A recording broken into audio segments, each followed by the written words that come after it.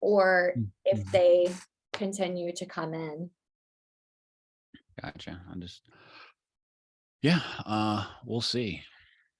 But you know, it also happened in last year was the second home LLPAs. Oh, They made really? it basically like an investment property. Nobody really talks about that. Just, you know, FHFA decided, oh, here you go. Here, we're just going to whack second homes. Like that, I used to do a lot of those. People like putting their footprint down up north, like before they retire, because it used to price the same as owner occupied. Now it's the same as investment property. Yep. And the taxes aren't any better. I mean, my investment properties, the taxes are through the roof.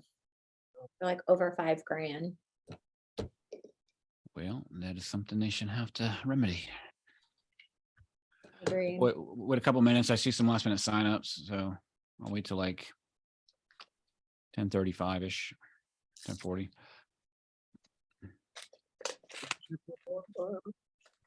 Mastermind.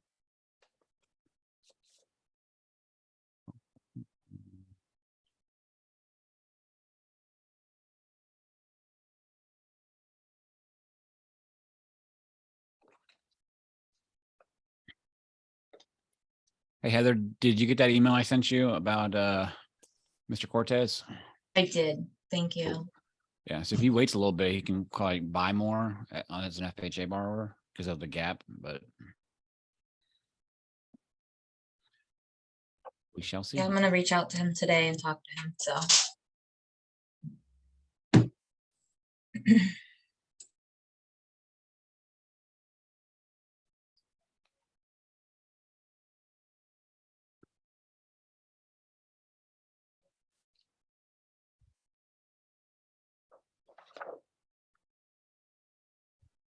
Mm. Got another minute or two, and we'll start. Yeah, because I want to, because I every realtor I talked to, I had realtors over Florida, they were very excited about it, but the fact, but you know, just like a lot of times they're like, oh, you know, I have an inspection or showing, you know how it goes. So, I think these are pretty valuable. A lot of folks have high regard for them, so I've been doing them on a regular basis. And thank you for last minute December one. So.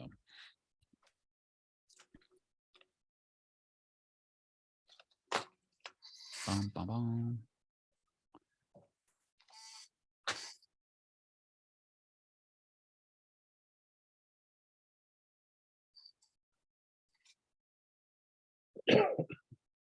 Wait, one more minute.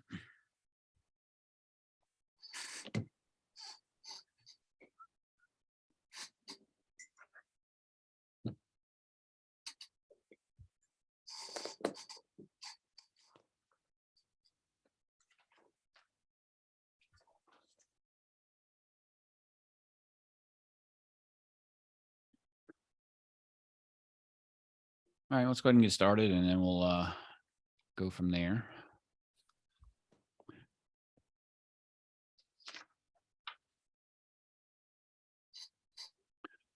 You ready? Ready. All right. All right. And you know, welcome everybody to the first of hopefully many masterminds. You know, we can share some ideas. And, you know, I have a spotlight guest, and today's spotlight guest, of course, is Ashley Dodge from Branca Realty. Welcome. Welcome. Well, just you know, a few introductory for those you don't know. I'm sure you know each other. You know, thanks to Andrew, Heather, who attended. So where are you from? Tell us a little bit about you and how you came to be. So originally coming from South Jersey, but I will say I've been here for most of my life. So I've been a resident of St. Lucie County for over 30 years, particularly White City. Gotcha. So how Mhm. did you get started in real estate? So I actually started in real estate on the investment side. So I myself was an investor, flipping property, managing, the projects, hiring the tradesmen, watching budgets, doing all those good things. And then was kind of still doing commodities trading at that time. Okay. So, and eventually the real estate side just got so busy that I had to kind of let that um, career go, Mhm. and just focus on real estate primarily. Okay. Very good. Very good. So how did you end up at? Did you start at Branca Realty? I did. You did. Wow, I did. that's I like a unicorn where I saw the same brokerage. So I how'd you pick Branca? so I've known Joe for probably over 20 years. I mean, we all originally worked out at Nature's Way. So I've known Joe for forever. And honestly, for me, I think just someone's name means everything. Mhm. Um, and I interviewed with him. It was a great interview, and I really have never been able to find anybody with anything bad to say about Joe. He's always very fair and things like that. And he really goes to bat for his agents. So I think that that's really, really key in having all of those things in a broker. Okay. Very cool. Yeah, so we have 7 total here. You just recently, built a team, right? Before you were a solo. So tell us about the process of building your team and what you've learned so far. So I kind of put a hard press on building the team. I was probably, I don't know, 7 or 8 months pregnant. And Mhm.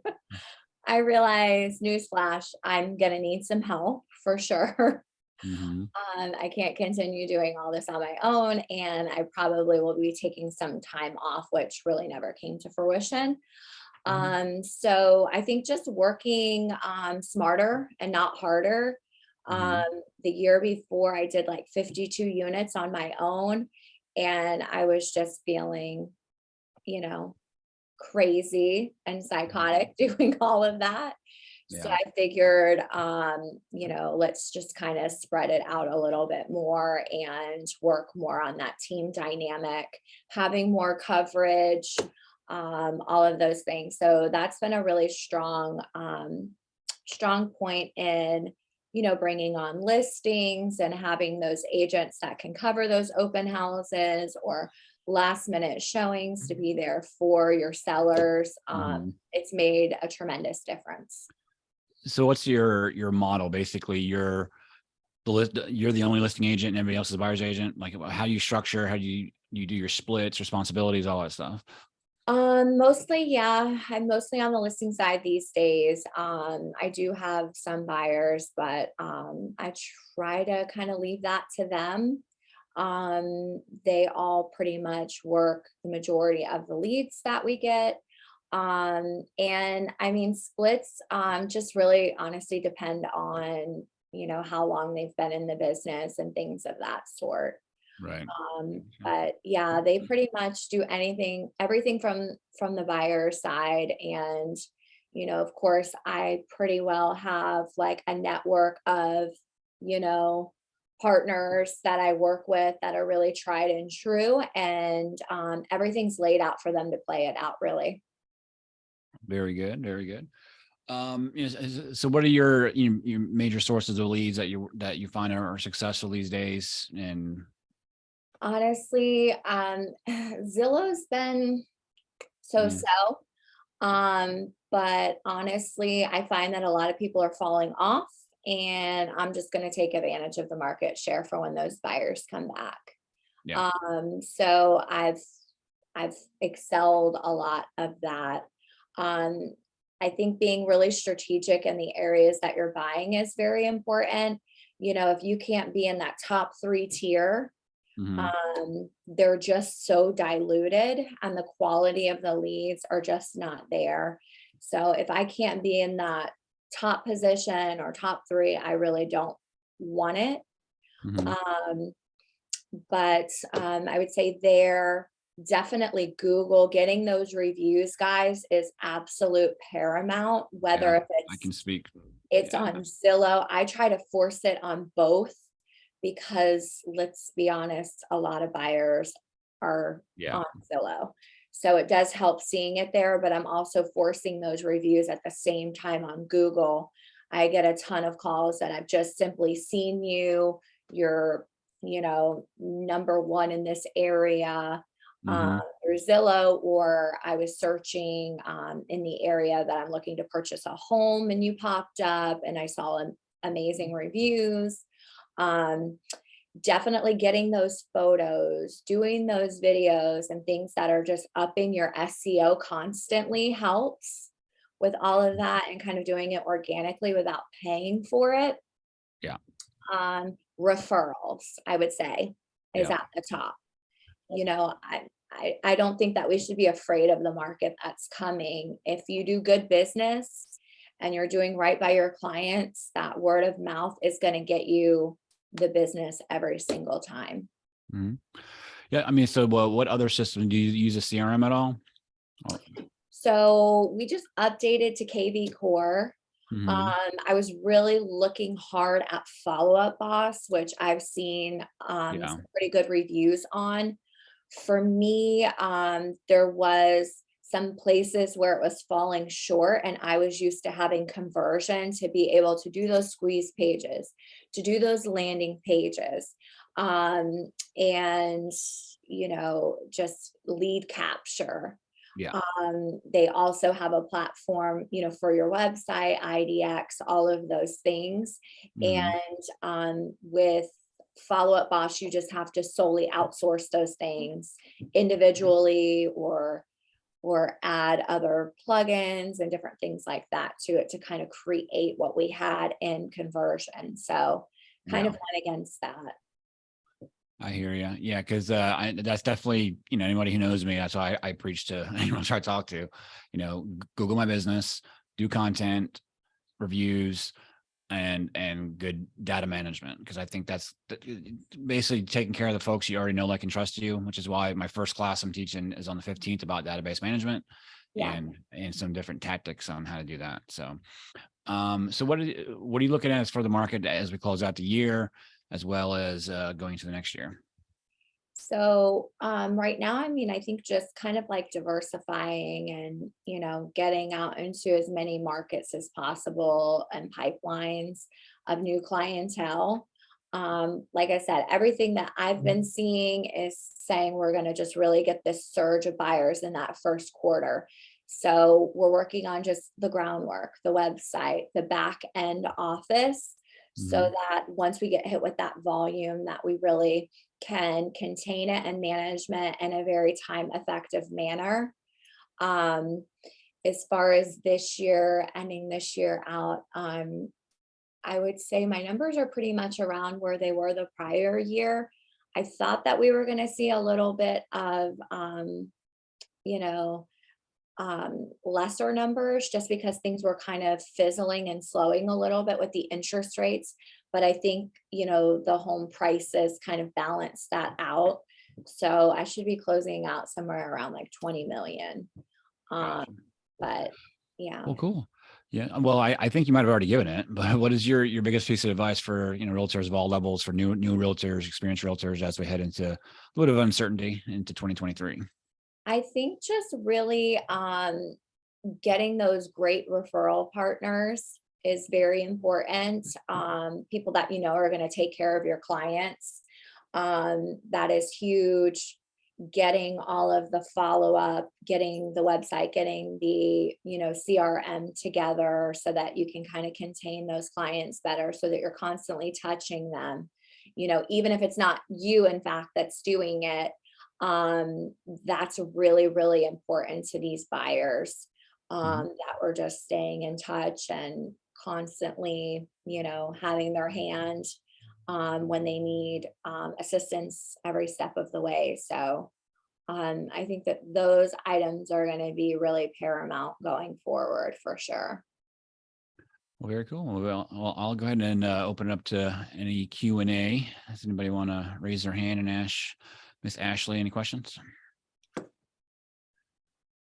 Fire away, or just in general, your comments as real estate professionals, and your opinions of the market. I'd be interested to hear. This What is are you why. guys doing? I mean, I have a team as well. I've had a team since 2008. Um, And yeah, we've definitely seen a slowdown, over the last few months. We're also diving into the database and taking this time to kind of clean things up, make those touches for the holidays that, we need to make, um, and stuff like that. Our leads right now, I was doing Zillow for years, but I experienced the same thing. They've gotten really watered down. So I switched primarily just to Google pay-per-click so I can, you know, pick and choose like what markets, what areas. And that's worked very well. I mean, it's not as instantaneous as Zillow was as Yeah. far as, ready and able buyers like right now.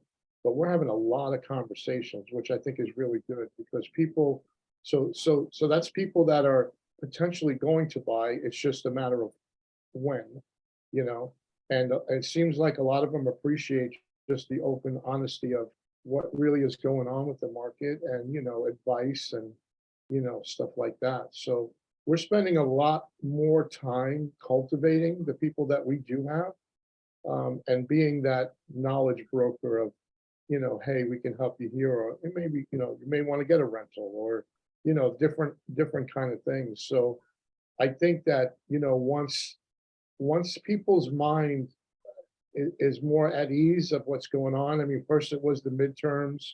People weren't, sure what was going on with politics, the interest rates, and hearing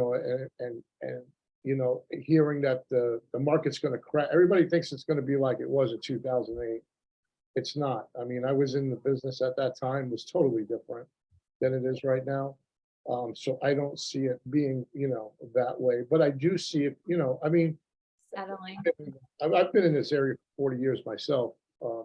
So, $500,000 properties in Port St. Lucie on a scatter lot. We all knew that that wasn't going to hold. You know what I mean?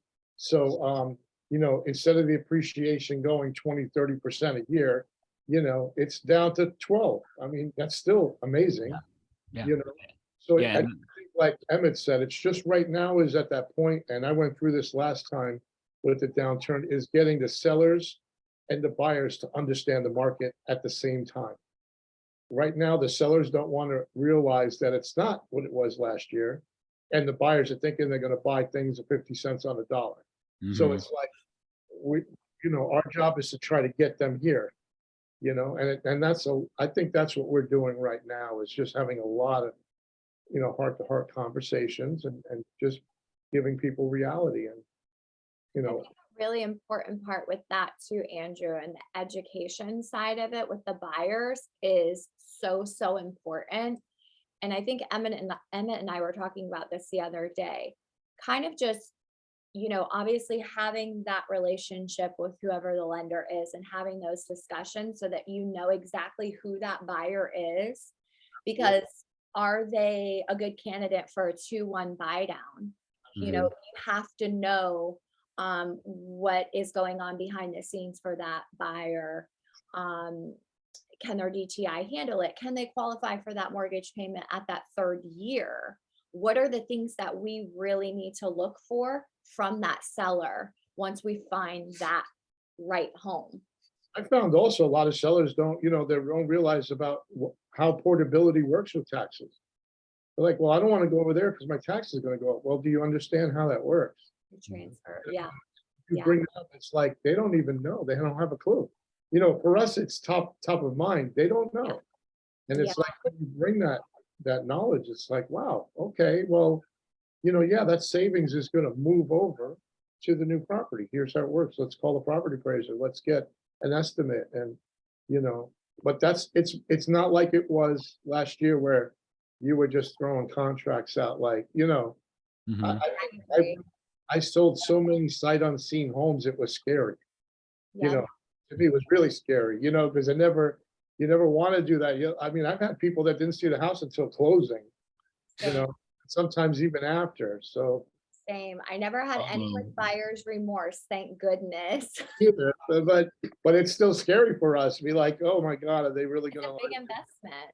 Let's be Yeah, honest. it went from it was just so easy to now it's kind of like normal, so to speak. I mean, It you is. gotta kind of work, you gotta give them the information, you have to work your database. I mean, this is 9, 10, 11, 12, 13 all over again. It is, it's all cyclical. It's just looking at those patterns. And I kind of had a come to Jesus moment a couple of weeks ago, and somebody on my team was like, I'm doing a VA deal. What do I do? Because these are Call some me. agents that are only licensed for the past 2 years. And so unfortunately, it was a very, very bad time trying to get those types of loans through. I think a lot because of, misinformation, being uneducated, on the listing side. But it was a really difficult feat to get those contracts through. And so I'm like, okay, they've never really experienced this. Right. We've got to do some training on some different things that we're going to be doing. It's not just you're an order taker. You're not an order taker anymore. You've got to get out there and put your nose to the grindstone, because this market is not that market. Ooh. You've got to look at some things differently. Adjustment. Constantly adjusting, your future, 100%. Yeah. I mean, going back to the portability, like you were talking about, one thing that I do with my clients, which is a good way to kind of open up conversation, to ask for more business from them, friends, family members that are looking to buy or sell.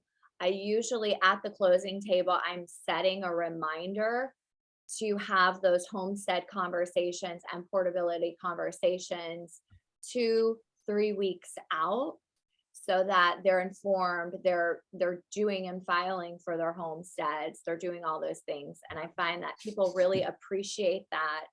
I see our action plan I have set up that way, that once it closes, then it's got automatic triggers in there to remind. Yep.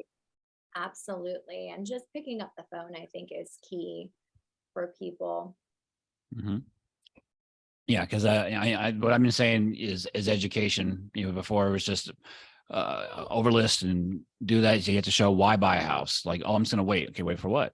There's an inventory issue, and I'm more slides to show how household formation is off the charts, and builders aren't building any more homes. In fact, they've dialed back. They learned their lesson. So inventory is still a problem. So it's going to work its way out and it's going to have steady appreciation versus crazy appreciation. So, unless you guys have anything else, Heather or Stacy?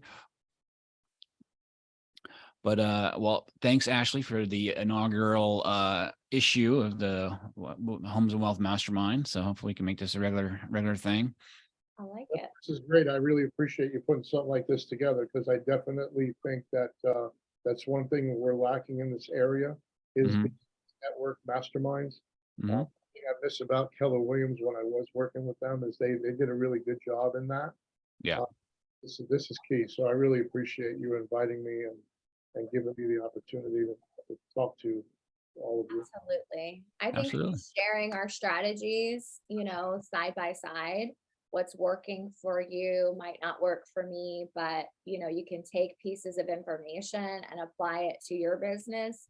And I think ultimately in these coming markets, we just have to kind of work together. Very good. Very good.